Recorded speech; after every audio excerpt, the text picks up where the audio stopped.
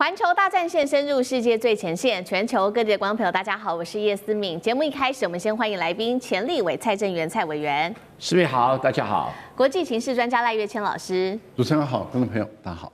陆军退役少将李正杰将军。思敏好，各位观众大家好。好，观众朋友，今天节目赶快来看到，我们今天要关心到的是北京这一回对日本祭出的3连击是全面的启动，尤其我们今天会在经济上啊、军事上面等等的层面，还有半导体的这个调查上面来做检讨。先来看到哦，这个3连击包括了有稀土、半导体跟渤海的军演，要掐住日本的命脉。那么日本则是祭出这种光阻剂来反制，能不能有效呢？今天节目一起来关心。好，赶快3个火线话题，今天会请来宾来帮我们特别做解答的是，中国大陆现在全面封锁了，从这个经济面，我们看到他做出的事情，就是在稀土跟有关于2氧细烷针对日本出手。那日本的高科技产业会因此而直接断链，甚至现在预估这个损失金额达到数十兆日元吗？第二件事情在军事层面，我们来做解读，就是大陆它连续的在渤海这边的高强度军演，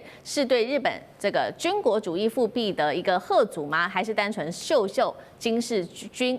肌肉，战力到底有多强呢？最后也会来关心到的是，日本则是做出了它的反制，是利用它的光阻剂当做它的最强王牌。大陆会不会被卡死，还是早就已经准备好自给自足，可以做全面脱钩呢？今天就这些议题，我们都会一起的来做关心。好，刚刚讲的是大陆的3连杀，所以包括从经济、军事到科技都有，而且是连着好几天一连串的各种制裁。首先看到6日，商务部已经宣布了全面升级对日本的军民两用的各种物资的出口管制。那当然了，现在大家也在最关心的就是稀土的管制对日本的冲击到底有多大呢？第二个冲击就是7号的时候对日本制的这个晶片关键材料2氧细烷来启动反倾销调查。要知道，每一年日本出口给大陆非常多的2氧细烷。最后我们来看到是渤海这边举行的军事演习，直指战略核心，对日本的冲击，赶快立刻的来看到。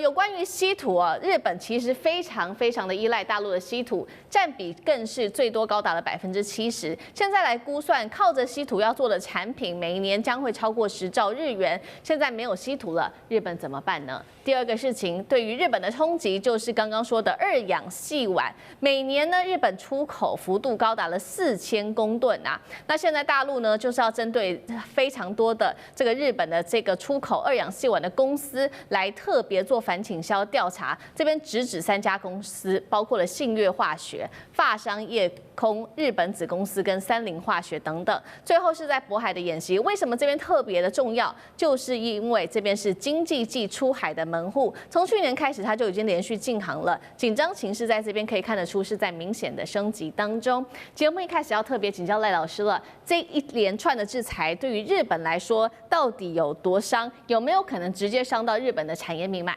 当然会伤到啊，因为这次跟10年前的稀土的管制就不一样了。10年前的稀土管制是政策工具性的，这次是制度法律性的。制度法律性的，也就是说，它有1000多项产品都是在管制的范围内。管制范围，那也就是要经过批准啊。这个不只是对于中国大陆的企业的厂商，把这些军民两用的物项卖到日本去，也经过第三方。也就是说，如果你美国假设或是台湾，你向大陆进口的稀土，然后你加工制作成为一个例如说磁铁好了，然后你再把它卖到日本去。那对不起，你要经过大陆的同意，那就是第三方的一个管制。而且呢，也已经讲得很明白，如果你没有经过中国大陆同意，你是偷偷的卖给大陆的话，卖给日本，你可能要接受法律上的责任哦。那也就是说，大陆就有权利对你完全断供。这个对于台湾也好，或是对于其他的任何第三方来说的话，它的这个风险就很高了。我们一般做生意的人来讲，你风险越高，他就越不愿意做嘛。要不就是你要付出更多的代价，你要给我更多的钱。那这样的话，我还有可能因为钱而铤而走险。另外，日本它要不就是采用美国的方法，也就是透过这个走私的方式例如说透过废料或者透过各种走私到缅甸或者第三方的时候再出去。但是你看大陆现在很多的贵州的有一些人都被抓了，有一些官员都被抓了，有很多的这些走私的这些矿产的这些人都被抓了，这代表什么？他们的执法是越来越有效，而且是越来越严格。好，那一旦是如此的话，当你日本如果没有办法充分的或者是很稳定的从中国大陆那边你获得你所需要的中重稀土的话，这个对于日本的工业当然会造成很大的影响嘛。这不只是汽车工业啊，这个半导体啊各方面都会产生影响。那么更重要的是军事工业，基本上日本要发展，那就难度就很高了。因为你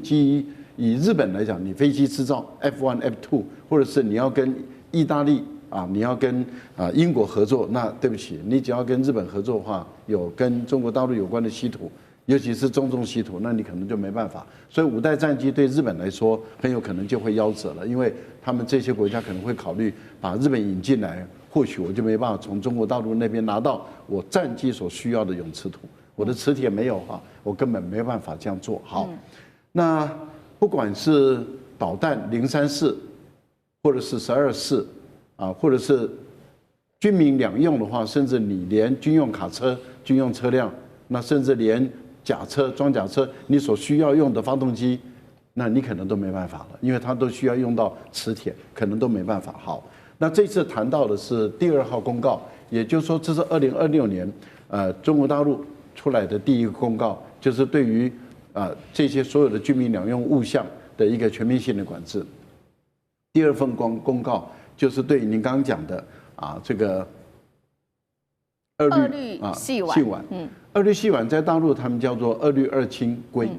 这跟我们台湾的名称不一样，但同样的东西，这个东西是用在晶圆做晶片的这一层薄膜。我们要问的是，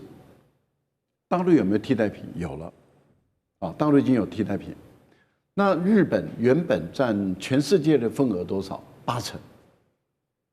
它在出口这个部分占全世界是排名第2，但是它占有全世界的比重8成，所以这个是对日本来讲是很大的一个工业也很大的一笔这个收入。对。可是问题是中国大陆的半导体基本量占全世界多少？总生产量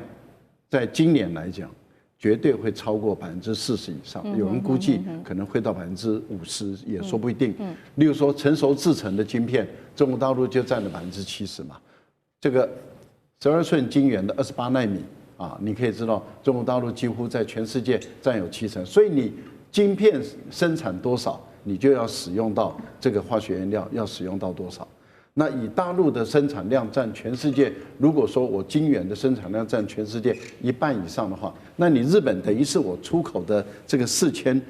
公吨，我等于是有1半以上都是卖到中国大陆去。那从现在开始启动调查，如果1年以后说你有反倾销的一个问题的话，那请问一下，它的关税如果是285%，或是400多，或是600多，那是由中国大陆自己来判断，你基本上都卖不进去大陆，你根本没有大陆市场，那你这些公司它的股价当然跌嘛，它的整个营业额会往下降，它必须要进行裁员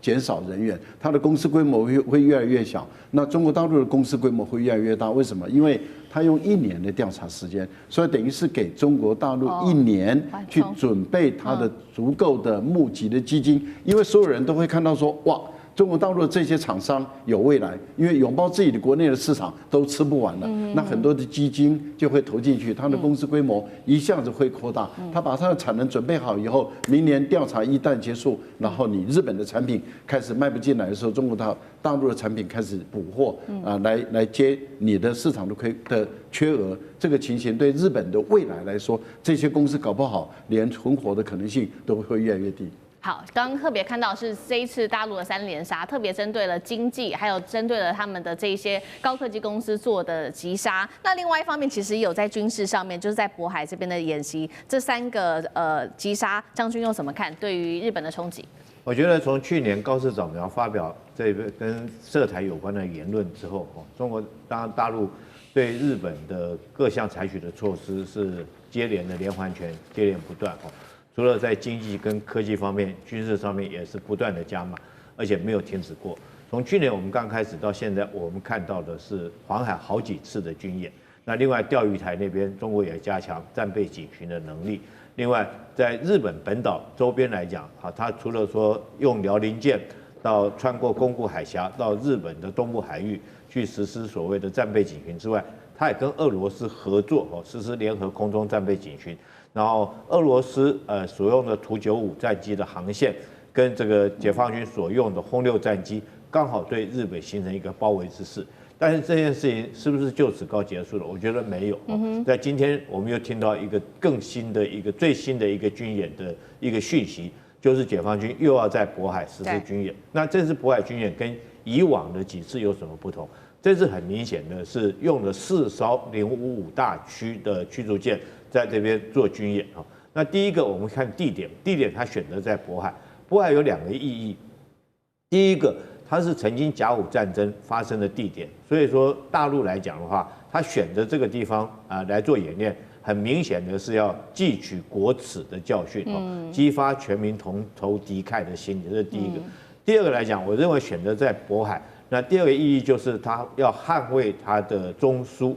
所以天津、北京、天津还有这个河北这个地方，这个地方就中部战区的划分来讲，它属于是中部战区，也就是它战略预备队的核心所在位置。我们知道大陆战区分为东南西北另外还有个中部战区。那中部战区就是核心的位置，也就是除了巩固经济的安全之外，也就是整个国家战略预备队在这个地方。那我想说，选择在这个地方军演，另外还有一个很重要的，是不是大陆也看到前几天这个美国队委对他动手？那当然我们不认为说是美军会异想天开、愚蠢到对中国大陆来实施所谓的斩首作战。但是这个对军人来讲的话，当然你要做最坏打算，做最好的准备。那也因此，他用了4艘驱逐舰055这种大驱的驱逐舰在这边摆成一列，所以严阵以待。那1艘055的战力有多强呢？我们讲2件事情。第一件事情，这个所谓航母战斗群不管是辽宁或者山东航母战斗群，它通常所编配的带刀侍卫就是055，大概只有1艘。那也曾经在演习过程之中，单独1艘055驱逐舰，就是南昌号，它单独去单挑美军的航母战斗群，这种战在这个之前的演训也曾经发生过。第3个你知道吗？曾经有1艘055驱逐舰带着1艘的这个补给船，还有1艘054护卫舰，它就可以远航到澳洲、纽西兰去绕了一圈回来。所以光1艘055的战力，我们就可以看得出来。但这次居然用了4艘，而且是摆在这么窄一个渤海海域，可见呢，大陆来讲用军事威慑日本的决心是不会停止的。第3个，我觉得这件事情最后会形成一种常态化，因为从去年11月到现在已经2个多月了，但是军事演习的这种力道没有看到它放轻。所以我认为之后，这次055的在渤海的军演之后，一定还会再看到紧接着而来，解放军还有在这个所谓东海地区的军演。那这个方面，可能日本要做好心理准备。这方面可能解放军如果说是高市早苗不收回相关言论，那大陆在这个地方的军演可能会形成一种常态化的军演。好，大陆的3连杀，科技、经济，还有将军刚刚特别帮我们强调的，大陆解放军正在加强它的军事化的军演，秀出它的威慑力。另外一方面，我们看到那日本呢，看到各种的状况，它现在则是祭出了反制，但是重点是有没有效呢？日本祭出的反制的最后王牌是它的光阻剂。目前我们来看看光阻剂对于日本来说有多重要，因为日本掌控了全球70%的光阻剂市场，尤其在高端的 EUV 光阻剂更是掌握市占率高达95%。瑞银也评估了这张王牌可以让日本好好的使用，一直用到2030年。当然，北京在看到这样子的一个状况，它也赶快来追赶。去年已经完成光阻剂的一些测试标准，解决了目前的显影的一个缺陷。那2年前国产化已经突破了10%，目标在今年2026就可以达到40%。中国真的已经做好准备，可以全面脱钩了吗？日本这一次的反制会不会把中国卡死？委员又怎么看？没办法卡死。为什么？因为光阻剂有4种，第一种叫初阶的，叫 I-line， 那成熟制程大部分用这个做光阻剂，那中国大陆大部分成熟制程，所以用这个 OK 自己生产了100%不用担心。那第二个稍微比较高阶一点，叫 KRF，这个 KRF 这种光阻剂呢，那这个叫做中阶光阻剂，那中国大陆用很多，也可以自己生产，那价钱稍微贵一点，比日本是比较便宜，而日本故意在杀这个市场嘛，哈。那第三个就是 ARF， 好，这个算是中高阶的光阻剂，那中国大陆也能生产，但被认为品质没有日本那么好。但是如果说买不到，将就一下也 OK， 也可以用好。然后最重要是 EUV 的最高阶的光阻剂，中国不需要用，为什么？中国没有那种 EUV 光刻机，所以用不着啊。所以目前来看，日本要用光阻剂这个反制，目前有困难，做不到，而且还会失去市场啊。以前呢，他们2019年到2020年用在韩国身上有效。因为韩国当时 DUV 已经 OK 了，好，而且自己的这些做光伏剂的哈，做不太出来。是，但是对中国来讲，目前没有办法这个遏制中国的这个光伏剂什么卡死啊，那不必，不用担心哈。最重要就是说，中国的 EUV 光刻机或者最高阶的那个 ARF 哈，也在突破当中。但是中国这边用量不大。所以要卡死，做不到。好，谢谢委员。那我们休息一下，马上回来。地缘政治、美中之争、战略价值、强权崛起、小国生存，现在与未来洞悉事件走向，掌握世界脉动，全球观点尽在环球大战线。好，战鱼现在压到了中东国家，今天要特别关心到的是伊朗，因为美国跟以色列已经要对伊朗开战倒数了吗？空袭名单现在也出来了，但是另外一方面，伊朗有没有谁来撑腰呢？现在根据了解，中俄的武器都会有办法来撑腰伊朗，那中东是否引爆这种全面的战争？今天会一起的来做解读。好。我们可以知道，这个川普呢活捉委内瑞拉的总统之后，马杜罗之后，下一个目标现在直接被点名的就是伊朗，而且呢，根据厉将军的说法，最快可能下周就有可能动手。现在在伊朗这边可以说是战情密布，包括了美国跟以色列已经全面启动了所谓的战前的部署了，从各种武器的迹象，我们都可以看到好像要打仗起来了，包括了军备、士兵跟航舰、空中力量，现在都往伊朗这边走。以色列总理纳坦雅胡最新喊话，他说：“我已经准备好了，随时我们就会对伊朗来动手。” X 平台上面的这个博主，他也特别引述了多家伊朗跟阿拉伯媒体来同步做了一个警告。他说，美国跟以色列正在准备新一波这种要做的针对伊朗的瘫痪式的空袭，目标就是要瘫痪伊朗的整体的防空系统跟它的导弹的基地。好，确实现在呢也有民众目击到说，当时啊活捉这个马杜罗的三角洲部队，竟然在伊拉克境内有民众看到是现身在街头。好，这是根据媒体的报道。另外一方面，其实呢，在过去几天而已，短短数小时之内，也被发现了数十架美军空中加油机跟它的重型运输机，从美国的本土，甚至是从英国的基地，正在密集的升空往中东的方向前进。也有伊朗的民众回报说，好像看到了美军的 P-8A 海上侦察机进入到伊朗的荷姆兹海峡巡弋。好，厉将军特别帮我们指出了呢，现在伊朗正在积极的补充它的导弹，还有增加导弹的技术等等。那么纳坦雅胡其实他现在非常的紧张，因为以色列没有什么国土的纵深，尤其是跟这个委内瑞拉相比，它是靠海的。那我们可以知道，伊朗呢它是内陆国家，一旦呢遭到了导弹的攻击，没有什么可能会遭受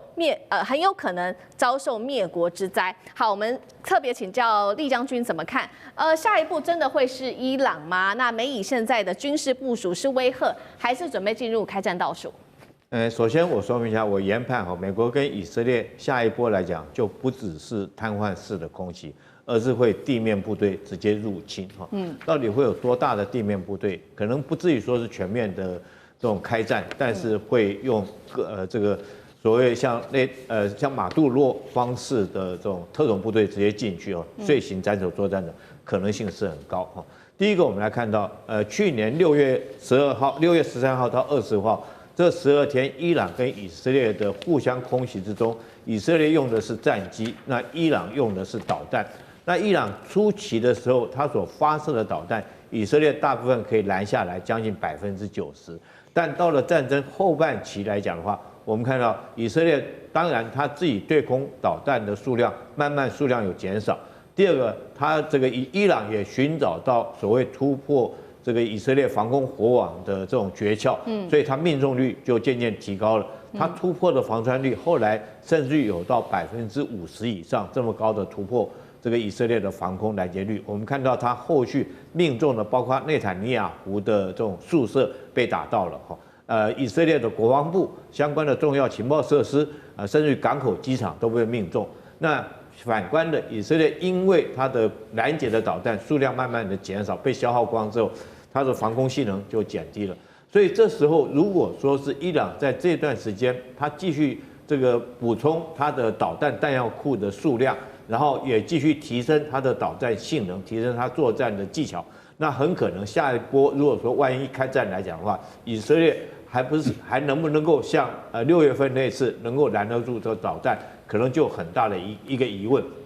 因为很明显。从这一波的攻击里面，我们发现战争形态已经改变了，而且是对以色列不利的改变。以色列在这边以往之所以能够称霸欧洲，靠的是它强大的制空能力，还有它地面的战车部队。但是这次我们看到，纯粹如果说就导弹攻击来讲的话，跟以往的战争形态有很大的改变。这是第一个。那目前得到的讯息是，伊朗不断的在加强它的导弹库的一个扩充跟这个建设。这是第一个。第二个来讲，我们从上次的战争检讨，我们发现以色列最后他功亏一篑，美军也功亏一篑，没有能够彻底的将伊朗的核设施炸毁。主要是为什么原因呢？我认为就是因为它只靠空中制空的作战能力，而它没有地面部队的能力哈。我们看到美军不管是 B2 轰炸机丢的专机弹，或以色列，虽然你就算整个瘫痪了伊朗的所有空中，可是因为你没有地面部队进去，所以造成你功亏一篑。但是我们看到这次，我们看到大家看一下，现在美军这个到这个欧洲去的是C5运输机跟C17重型运输机。但是运输机里面装的是什么呢？我认为装的是所谓的这种黑鹰直升机或者是阿帕奇这一类的攻击直升机所以这很明显，如果装载这种直升机，就是对地攻击的武器。第二个还有一架飞机这个特别引起我注意的就是 AC-13它是 C-13是运输机，可是为什么加个 A 呢 ？A 是攻击的意思 ，attack 它在这种C-13运输机上面装了1洞5的这种榴弹炮，可以从空中对地面发射火炮，那火力是很猛烈的。那这种飞机这些飞机有一个共同的作战的任务，就是所谓的密接支援对地作战。那密接谁呢？可能就是三角洲部队这个对三角洲部队，我一个特种部队进去以后，我在空中对你可以实施火力的直接支援，不管用直升机或者空中炮艇对你实施火力支援。所以我认为，从这个研判，美军三角洲部队进去，用这些对地支援作战的这个战斗机到了这个欧洲地区，极可能会在短时间之内，美军这次会采取这个除了说空中作战之外，它很可能会采取对地的攻击。那目标很可能就指向他们的精神领袖哈梅尼亚。那哈梅尼亚目前好像也策划了他所谓的 B 计划，准备要逃亡到莫斯科。我觉得整体看起来是这种感觉。好，确实现在确实，我们请导播放到下一张 CG。哈米尼现在确实根据了解是有这种逃亡的计划。那其实背后就是因为有俄罗斯的协助之外，其实呢也有来自于中国大陆的帮忙。我们来看到，不管是俄罗斯或者是中国大陆，现在为止，除了刚刚厉将军帮我们提到的伊朗补进了非常多的导弹，增强自己的导弹之外，其实中俄也非常的给力给了许多的武器。等一下一起来看。那其实伊朗现在内部也有许多自己的危机，包括它的这个抗议早就已经延烧了快要2个星期了。那现在当地呢1半以上的省份50多座城市都不断的爆发示威镇压升级已经造成36人死亡。刚刚特别提到，从中国大陆跟俄罗斯又给了伊朗哪一些支援呢？首先看到的是中国大陆的部分，给它的是数千吨的军用固体的火箭燃料，还有飞弹零组件、长程的这一种防空飞弹系统，甚至呢传出这一些都是传出的。下定了100架的歼10C，疑似还有红旗9B跟歼20等等。那么德黑兰的街头更是拍到了大陆制的反无人机雷射系统神农系统，真的是这样子吗？来看到俄罗斯了，2天之内5架俄罗斯的运输机降落在德黑兰，传出这当中还包含了这一款浩劫攻击直升机，甚至也有消息指出，确实哈米尼是不是已经在俄罗斯的帮忙协助之下，接下来会启动逃亡的这个 B 计划呢？必要时就会到俄罗斯去避险。所以接下来要特别请教赖老师怎么看呢？中俄武器真的要来帮忙了吗？能够打下以色列跟来自于美国的攻击吗？甚至有可能反击吗？赖老师怎么看？我觉得这个情势是有点混乱啊，有很多讯息都是谣言啊。很难去证实它是真的还是假的啊。但是我们来看一下前段时间以色列跟美国对于伊朗的攻击，那是卯足全力来打的啊。打了结果怎么样？因为地面部队是不能够介入的，原因很简单，就是伊朗本身它是100多万平方公里啊，它的国土面积是164万8000多平方公里，很大啊。它的人口数很多，8000多万人口啊，再加上伊朗的国土跟一般的国家不太一样，它是一个中切的啊，所以美国在过去好几届的政府都试图想要去攻打伊朗，没有一个政府敢下这个决心。最主要就是因为它的地面部队投进去的话，全部会被卷入这样的一个中切的一个领土里面，基本上它跑不出来啊，而且也作战没办法打进去。而且基本上因为人口数太多，逊尼派的凝聚力很强啊，80%以上都是逊尼派的，不是什叶派的，80%以上都是什叶派的这些人，他们的凝聚力很强。所以我们可以确定的一件事就是，美国曾经尝试企图，但是最终不敢用地面部队去打。美国曾经想说，我先把阿富汗打下来，再把伊拉克打下来。那这样的话，我就东西夹击这个伊朗，我就有一个出动地面部队的支撑点。我先用火力在阿富汗跟伊拉克对于伊朗实施这个密集性的周波性的饱和性的攻击以后，我再把地面部队打进去。但是我们看到的结果是怎么样？结果是没有办法如愿。第一个就是他在阿富汗建立不了根据地，因为在阿富汗他占领了以后，本身就受到塔利班游击部队式的袭扰。第二个，他占领了伊拉克以后我们看到伊拉克跟伊朗都是属于什叶派的人。伊拉克很快的就改善了跟伊朗的关系，伊朗的民兵组织就进入了伊拉克，所以美军在伊拉克本身内却面临了伊斯兰国，也就是逊尼派的对于他的反扑，所以美军卷入在伊拉克的一个作战，所以他2个基地都没办法使用。那最后一个就是巴基斯坦了。巴基斯坦跟中国是铁杆的兄弟，美国也不可能使用巴基斯坦的基地来对于伊朗实施攻击。你想想看，对伊朗来讲，他根本没有任何切入点，他找不到任何切入点，所以他的地面部队根本就不敢派进去。这是在过去几十年以来，美国的政府从来做不到的事，也不敢做。那唯一能够用导弹来攻击，可是导弹的攻击，中程的导弹是昂贵的。以色列如何来炸这个伊朗呢？所以我们看到他最终后来是派空军轰炸机进去，美国也是派轰炸机进去，因为这个中远程的导弹是贵，而且产生效果不大，要派轰炸机。现在的情况就是中国大陆协助伊朗所建立起来的这个红旗9的一个导弹，那就要看伊朗本身的这些军官、士官、士兵们对红旗9的使用的熟练度。另外一个部分就是因为我们不知道有多少套进去。伊朗的国土面积这么大，多少套进去是一个重点。还有就是有关于这个歼10C的一个采购，你采购了到飞行员的训练形成战斗力，这还早，所以它能产生的功能效果，我们不能够把它列入计算。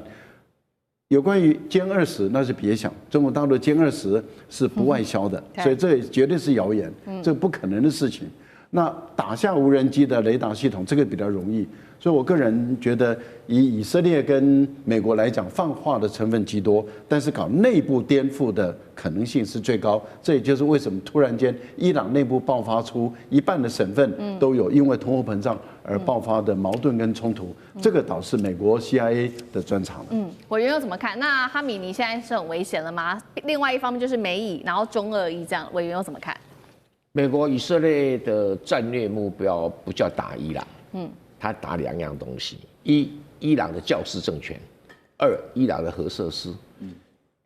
对于这2个性质跟委内瑞拉那个性质不太一样。目前的伊朗的教师政权已经开始动摇了，所以这个要他更动摇了更厉害，他当然会用武力来施压嘛。武力来施压的话，哈米尼当然要长跑一点嘛，因为教师政权的5大家族，说不定就是成为被铲除的对象。因为包括三角洲部队啦，包括以色列的精准炸弹啦，然后要把伊朗的教师政权当作珍珠党那么容易铲除，也实在是不太容易啊。但是话又说来，又很容易，为什么？这些人真的没地方逃。你说哈米尼可以逃到俄罗斯，俄罗斯不可能所有人都收嘛，5大家族都收也不太可能哈。那现在这个伊朗的教师政权的确已经到了伊朗人民天怒人怨啊，这个贪污啦、腐败啦、垄断商业啦、收贿啊、卖官啦，无所不用其极。你只要想想比清朝末年更可怕的局面都出现了。这美国就是要利用这个时机啊，利用这个时机，那所以才会放话说，你如果开枪打示威者，然后我就 K 你啊。所以现在他是在执行如何进一步动摇教师政权的一个方法，因为伊朗是向来都有世俗政权的传统，伊朗的历史上很少教师政权，这是科梅尼搞出来的。然后教师又不善于经营国家，不善于治理国家，而且将贪污腐败，所以就给了以色列跟美国可乘之机啊！抗议一定会持续下去，因为老百姓日子不好过嘛。那再加上美国的煽动，对不对？那当然会花越搞越多。那第二个就是核武器也会被炸掉啊，大概就是2样而已哈。那如果不是跟这2样，大部分地方是没有关系，因为它重点不是伊朗的石油嘛，不是。好，谢谢委员。那我们休息一下，马上回来。地缘政治、美中之争、战略价值、强权崛起、小国生存，现在与未来洞悉事件走向，掌握世界脉动，全球观点尽在环球大战线。好，接下来看到这个美国霸权恶霸川普对外扩张转移，是不是内部已经要失序了呢？因为现在呢，最新消息，这个美国的军费暴冲到1.5兆美元之外，现在在看说，接下来这个川普美国他要进军的国家，还包括了格陵兰跟加拿大，会不会都难逃魔掌呢？因为我们赶快来看到最新消息，川普上任回归白宫不到1年的时间，他的野心已经失控了。最新他在社群直接宣告说，2027年的军事预算提升到1.5兆美元。他说要打造美国长久以来理应拥有的梦幻军队。好，这个梦幻军队呢，比起这个去年的9010亿美元，再暴增了5成以上的一个金额哦。那我们也看到他上任1年来做了哪一些事情呢？其实已经轰炸了，一共是7个国家，包括了委内瑞拉大家知道的之外，还有叙利亚、伊拉克、伊朗跟奈及利亚、也门等等的国家。他也公开的扬言说，不排除接下来会用武力并吞格陵兰。他也多次的提到会把加拿大变成美国的第51州。其实这2个国家现在也都蛮紧张的。更讽刺的是，面对于川普的喊话，欧洲国家却没有任何一点点的声音，不管是指欧洲或者是日本国家，全部都晋升。但是当中国他在说他的军费不断的成长的时候，这些国家就是不断的痛批中国，威胁世界。好，所以节目一开始，请教赖老师怎么看美国现在扩张，不管是在军费上面，它是要扩张主义全面正式的启动了吗？怎么看欧洲国家的集体晋升？欧洲国家他们原本就是一个双标的国家，它原本就是很虚伪。我在欧洲待那么多年，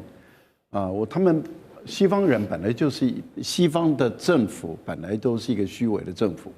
跟西方人没关，这很特别。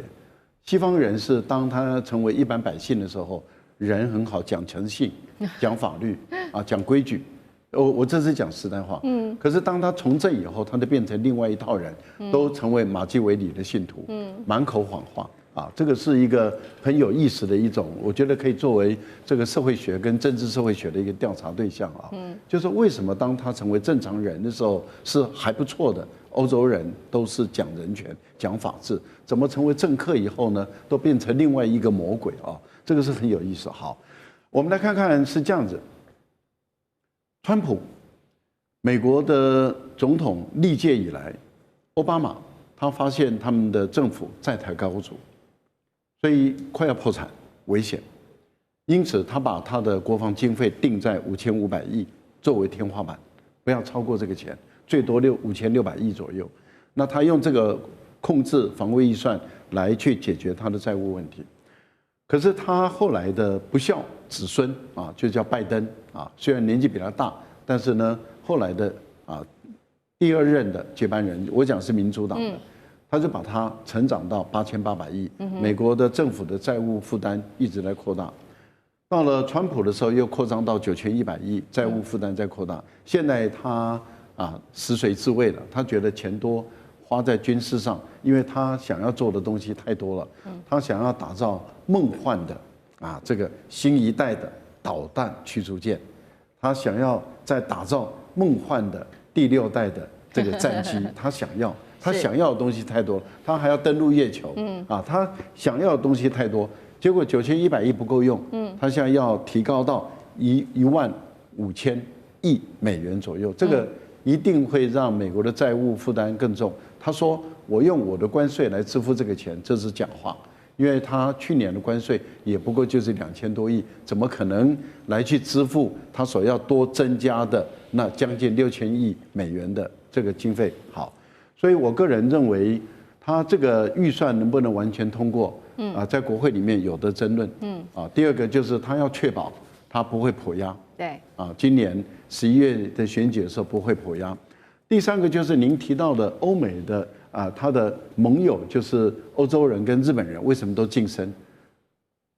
这些国家我刚刚讲的，他们本来就是双标党，就是双标国，他们本来就是没有道德的国家，他们永远就是欺负发展中的国家，指责发展中的国家，然后他们自己本身带头违法乱政，然后指责对方违法乱政。这些人就是每天喷的古龙水啊。然后头发拨的那个弄得很像我这样那么整齐，全身喷满香水，但是呢，永远都是满嘴仁义道德，但干的都是见不得人，是不是我？是讲的是那些啊，这个日本跟欧洲的政客。所以我觉得对于那些人，他们已经道德破产了。我个人觉得他们的讲话在国际间，他们根本已经没有影响力了，大家不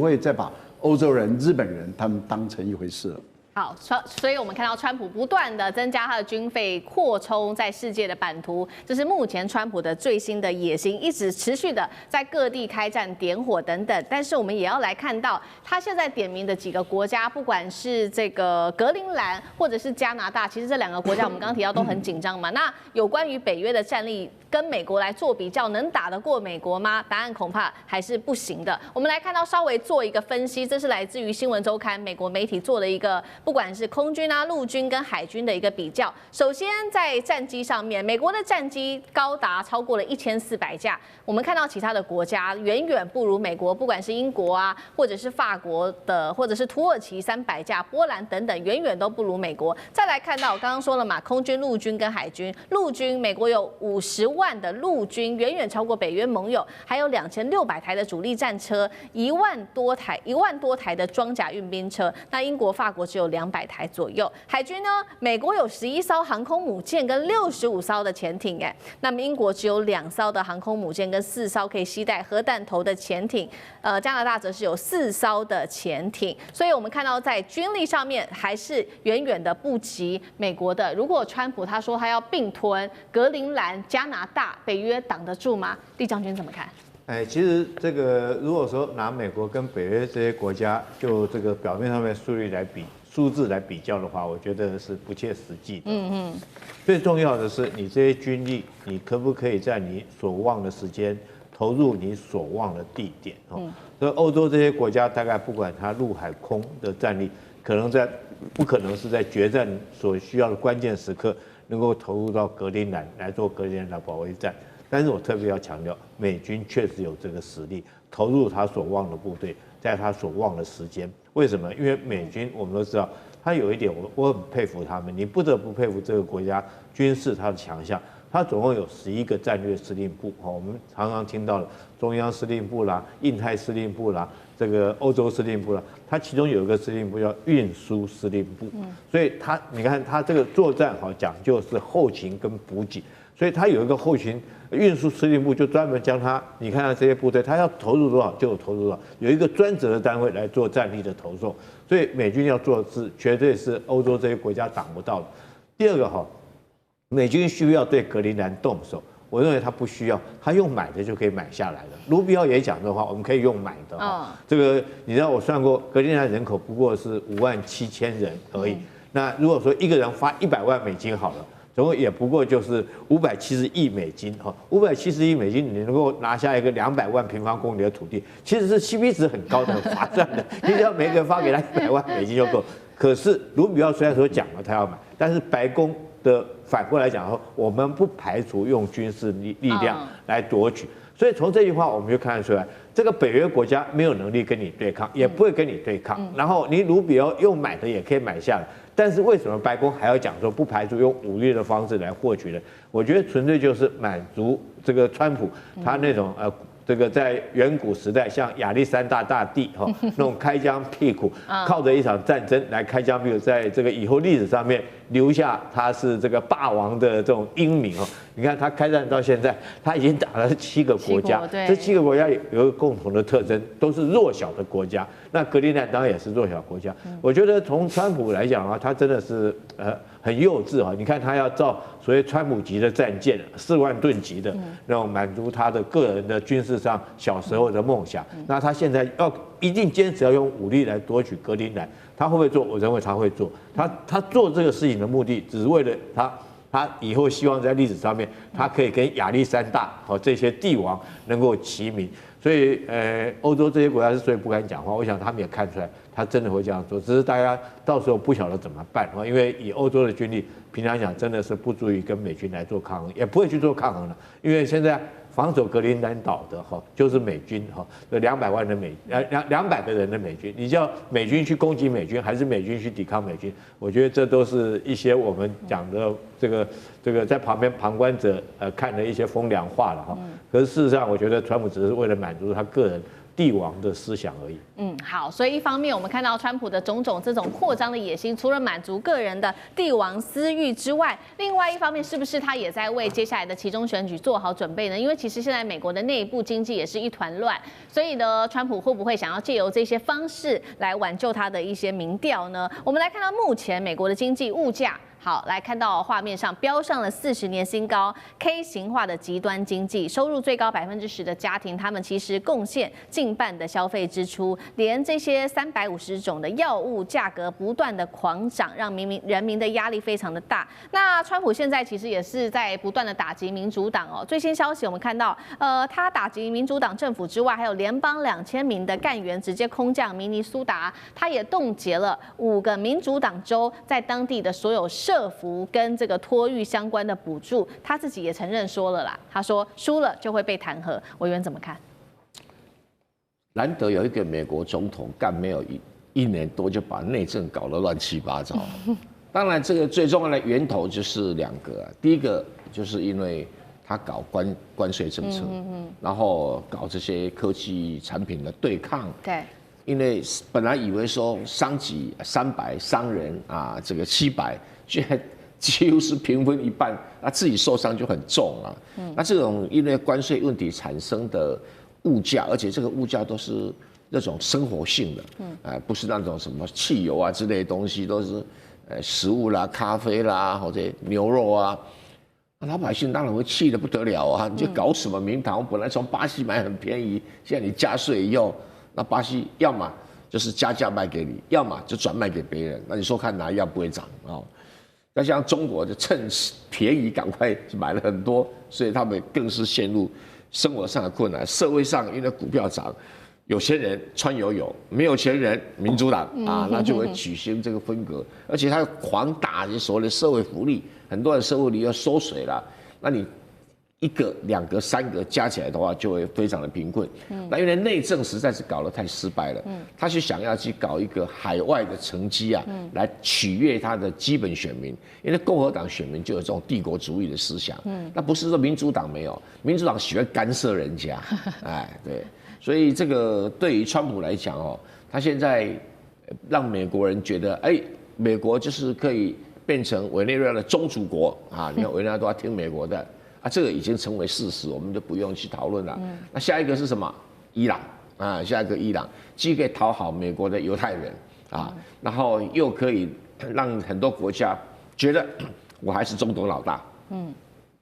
这一点他想要在耀武扬威的，因为格陵兰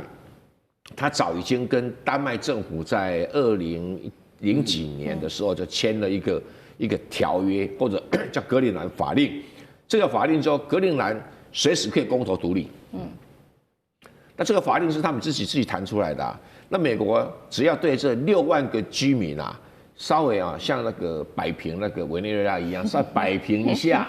他们就会公投，然后独立。那独立以后，跟美国签一个自由附属条约，那就变成美国的附属国，像帛琉一样，那他们就会把国防、外交、货币权都交给美国，那等于是跟交给丹麦是一样的情形，摩擦嘛，所以美国会拿到格陵兰，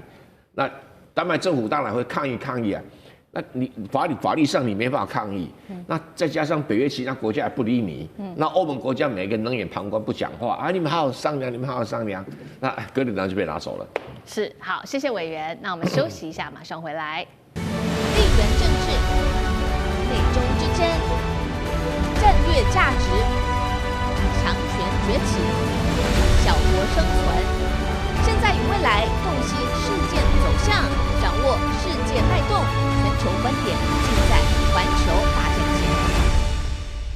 太子集团现在正式的落网了，但是这不是终点，竟然成为了美中司法战正式的一个斗争开打。等一下要来看到说中国大陆现在扣到人了，也就是这一位，等一下我们会来带大家关心的陈志。那美国则是扣到钱，柬埔寨这一时候要选哪一边站呢？北京会不会全面收网？今天就这些议题来一起做关心。好，这位是这个已经被逮捕的柬埔寨跨国的诈骗太子集团的幕后黑手，柬埔寨自己公布的他们已经逮捕的3位的中国籍人士，除了我们很熟悉的陈志之外，还包括了另外2位徐吉良等人，将他们引渡回了中国。这一项行动呢，其实是在中国当局的请求之下所进行的打击跨国犯罪的一个行动。那美国司法部是这样说的呢，他说太子集团是亚洲最大的跨国犯罪组织之一，是主导柬埔寨多个园区非常之恶劣，长期在这边非法获利高达了数十亿美元。节目一开始请教赖老师怎么看呢？包括说现在美中也在争说陈志现在是被送回了中国，代表中国在这一场美中的诈骗里面可以说是大获全胜吗？那其实习近平之前对于陈志这件案子一直是按兵不动，被解读是在默默布线，要一网打尽吗？中国大陆对于这些在海外的诈骗集团去诈骗中国的公民啊，他们是零容忍啊。我们也看到泰柬边界的这些诈骗园区不断的被攻击，我们也看到在柬埔寨啊，或者是在缅甸的这些诈骗集团被中国大陆逮捕啊，尤其是你看那些上万人啊，全部都移到中国大陆去，他的首脑都已经被处死刑了啊。所以中国大陆对这些诈骗犯他们是深恶痛绝，而且是根据他们跟我们台湾不一样，真的是不一样。他们根据你所造成的伤害来做量刑的标准，而不是以你诈骗本身。我们是根据诈骗本身。那我们认为诈骗犯是轻刑犯，所以在台湾都是轻罪甚至微罪，然后很多的时候就是就训诫完或者是登记完以后就放走了。前段时间很有名的就是我们在肯亚大陆那边抓了很多诈骗犯，送到台湾来的时候，那时候是民进党执政，在机场就把他们放走了。这个对于台湾的受害者来说，对大陆人来讲，他们是没办法接受的事情。那大陆的量刑，我们刚刚强调的，它是根据你的伤害，例如说，假设即使你诈骗了2万块，而这个人因为他是穷学生，然后他靠的这个，然后家里贷款，然后你被你诈骗以后，他想不开跳楼自杀，或者我们不能做这个事啊，而是说他有一些轻生的事，那他就根据你是间接的杀人事件这样的一个刑期来做量刑的标准。好，我们来看的这样的情况是这样。他诈骗的金额非常庞大，在美国公布之前的时候，那时候的比特币虚拟货币是142亿，现在因为有在下跌嘛，所以才估计是减少为110亿左右，但是以枚来说是12万枚多。好，这个钱中国大陆在第一时间的时候就跟美国人说，这个钱你是我们的，不是你的，所以这个部分中美之间还有的谈判。我想这是会用谈判的方法来去进行有关于这笔钱、这个赃款是还给多少比例还给中国，多少比例在哪一些国家？我想这个是会谈的。第二个呢，就是中国大陆，我们刚强调对这个东西是零容忍的话，那当然会布线。以目前大陆在东盟国家的影响力远远超过美国的影响力，所以这些诈骗犯当然一定会移送回中国大陆。而绝大部分移送回中国大陆的这些手模，他们大部分，我想都会被处死刑。他们基本上没有活路。如果他们在美国，还可能不会，因为美国不见得会处死刑，但是关在监狱里面。但是在中国大陆的话，基本上他们没有活路。他们更害怕的是被移送回中国大陆。那现在我们所看到的，绝大部分都送回中国大陆。是好，卢赖老师特别帮我们讲到，就是太子集团它这个涉诈的金额，价值超过110亿美元，现在是被美国拿走了。那中国它手上握有惩治而已。那中国也同样指控美国用骇客入侵的方式把这些比特币都给扣押走了。所以这个赃款的流向好像也被视为是一个美中之间现在这一座司法战的一个角力。委员怎么看？不会有司法战，不会，因为美国是根据这个程式使用的是美国的加密货币系统，所以美国自己的加密货币系统就属于它可以没收的范围。它如果是用了中国的加密货币系统，那因为中国目前并没有合法的加密货币系统，所以中国现在要用什么方式去没收这些东西还不清楚，可能也没收也有困难。那因为这些表面上是区块链，但是区块链就是可以追踪。那区块链可不可以解密？也可以解密，因为美国财政部有一组人专门做这个事。现在几乎90%以上的这些加密货币都是在美国的网络上或美国的网站上面，所以美国财政部可以没收，这没有问题。但是中国呢，政府当然没有办法出面，因为跟中国的这个犯罪所得，但是中国可以有代表中国受害者出面跟美国要这笔钱。那这个就不是国家出面，是受害者出面，也就是国家要去帮受害者说哪些受害者是被惩治这个集团所骗，总金额多少，那只要在这一笔钱的范围里面100%可以收到，那换句话说，他的钱只能直接汇到受害者的账户，受害者的这个整理的程序可能是下一次中国方面的要努力的地方，因为这个